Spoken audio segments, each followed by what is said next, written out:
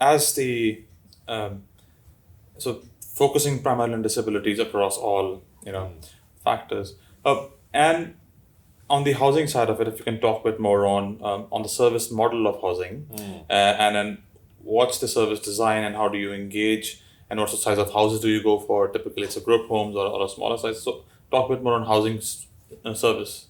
Sure. So most of the tenants that we support are living in what would be called group homes. So homes with an average of 4 or 5 tenants in. There's a couple with a few more than that, but that tends to be the average. But that model is reducing over time. Like the rest of the sector, the people that we serve are voting with their feet and choosing alternative accommodation. That doesn't mean that everybody in a group home wants to go and live in an individual apartment, but I think people with disabilities who've been living in large shared accommodation are much more aware these days, and increasingly aware still, of the choices they've got in terms of accommodation. And there's a number of things required for them to kind of exercise that choice. But we are enjoying evolving our models. So while I said the majority of people still live in group homes, increasingly we have individual apartments, we have smaller standalone duplex accommodation, and we provide supports into people's own private accommodation as well. So our models are diversifying as people with disability are exercising more choice about where they live.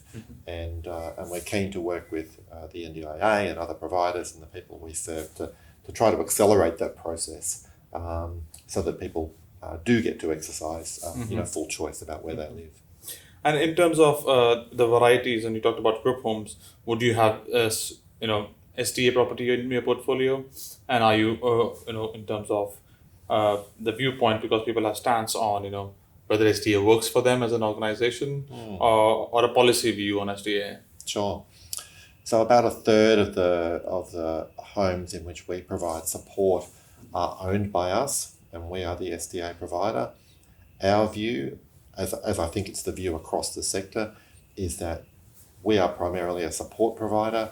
I don't think we want to remain being the landlord for any of the properties in which we provide support.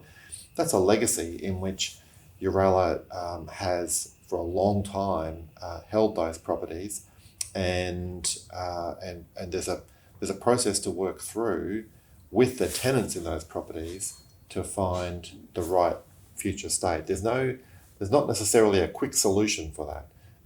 We have approached some housing providers and said, are you interested in taking over some of the SDA properties we've got? They're not necessarily attractive in their current form. Therefore, it would require a fair bit of disruption for some of the tenants that are there in order to, for example, renovate or replace those properties and possibly for the tenants to have to relocate. If they're up for that, we're up for that.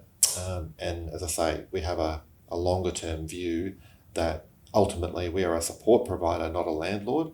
So I don't think SDA will remain in our portfolio forever.